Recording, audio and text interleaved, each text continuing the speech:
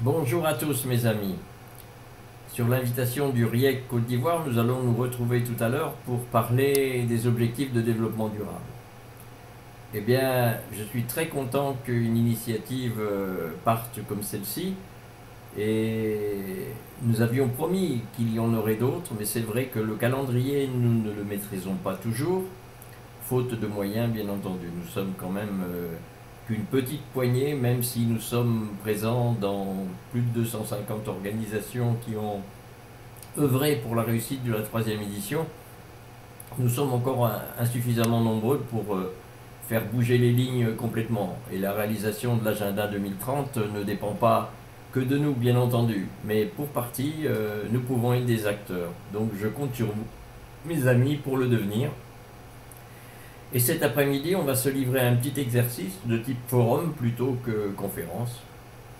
Je ne me considère pas comme un conférencier, je me considère comme quelqu'un de terrain qui a des expériences propres, mais qui en a à partager, mais surtout à recevoir des autres acteurs qui sont ici ou là sur la planète, et notamment en Afrique, que j'apprécie beaucoup, et où j'essaye de circuler quand je le peux. Ça fait un petit moment que je ne me suis pas déplacé, je suis pour l'instant un petit peu cloué au Maroc depuis le Covid, et pour des raisons aussi, pas seulement de santé maintenant, ou de consignes sanitaires.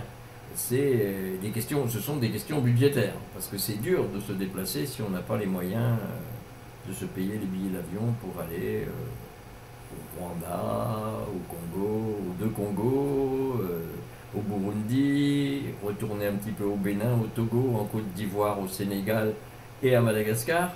Voilà, il faut trouver les moyens d'y aller.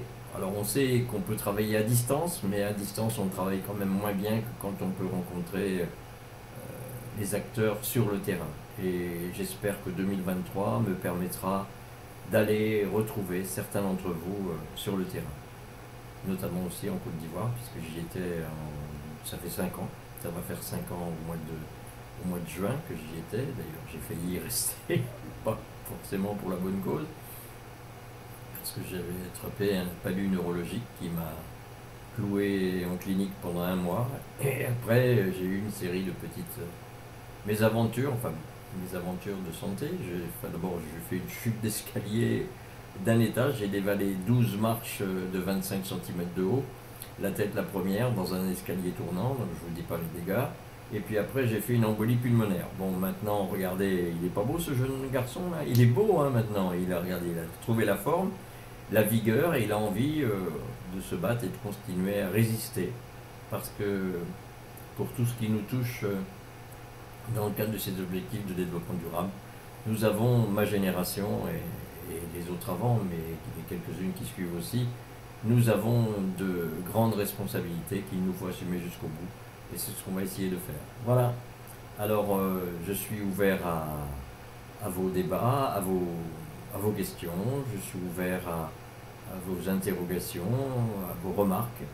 Et on va essayer ensemble de construire, de mettre en place des outils qui nous permettront d'œuvrer ensemble, en groupement d'acteurs solidaires, pour la réalisation de l'agenda 2030. Donc on en parlera tout à l'heure. Je vous remercie d'avance pour votre gentillesse, votre initiative, parce que je trouve que c'est une très bonne initiative et nous allons essayer de rester à la hauteur de vos attentes, mes amis. Nous dépendons les uns des autres. Sans vous, nous ne sommes rien. Et peut-être que sans nous, vous êtes aussi dans une situation un peu différente. C'est-à-dire que l'important, c'est de savoir ce que l'on fait ensemble. Il y a ceux qui peuvent agir, comme on dit, au sommet, mais s'il n'y a pas de base, c'est comme si on montait une pyramide à l'envers. Et il faut que qu'on assoie nos bases pour travailler et réussir. L'organisation des peuples unis et solidaires, c'est la seule façon de demander aux Nations Unies, enfin qui se disent unies, de respecter leurs engagements. Soyons solidaires, mes amis, le plus près possible du terrain, de manière territoriale d'abord, par pays, par région. N'oublions pas que l'ambition était de nous implanter, alors je crois que je l'ai déjà dit tout à l'heure, était de s'implanter dans les 193, implanter notre festival international éclaté et régionalisé dans les 193 pays signataires et dans autant de régions qu'il y a de régions administratives dans chacun des pays. Par exemple, ici au Maroc, il y a 12 régions, donc j'espère que bientôt nous serons présents, il y aura un festival dans chaque région, comme dans chaque région de vos pays, mes amis. Voilà. Donc on va parler la recherche de l'efficacité, comment on va l'obtenir, quels outils, quelles attentes vous avez. Souvent, je vous ai parlé de moyens tout à l'heure, donc il y a les moyens financiers, mais je pense que les moyens que nous pouvons nous donner à travers les valeurs de la charte des acteurs solidaires, adaptées à la fois aux contingences du pays africain et puis aux objectifs de développement durable. On vous la proposera en ligne. Elle a été toilettée, elle a été remise à jour et on va vous la proposer pour que nous ayons ça comme ciment pour travailler ensemble et construire des groupements d'acteurs solidaires pour les ODD. Alors, soit donc territoriaux comme je viens de le dire, soit thématiques. Il y a par exemple un aspect thématique que j'avais évoqué avec quelques personnes, notamment de Côte d'Ivoire. Par exemple, l'ODD numéro 15, la vie terrestre et les questions de déforestation, eh bien, nous concerne tous les continents et nous pourrions là créer un Gaspard transversal sur la déforestation, sur la lutte contre la déforestation. Alors ça fait partie des choses qu'il faut faire pour l'ODD 13 également, lutte contre les changements climatiques. Et nous avons des partenaires qui seront intéressés dans différents pays. Il y en avait au Niger, il y en avait en RDC, il y avait en Côte d'Ivoire pour ce Gaspard transversal. Et il y a un autre Gaspard transversal que j'aimerais bien pouvoir initier, c'est celui d'une migration raisonnée. Parce que tout le monde a le droit de voyager. Moi, je me trouve au Maroc, donc j'ai fait le choix de migrer de la France vers le Maroc. Tout le monde a la libre circulation, c'est quelque chose qui fait partie des droits de l'homme. Et on devrait pouvoir aller les uns les autres rendre visite à nos amis, quel que soit le lieu où ils se trouvent.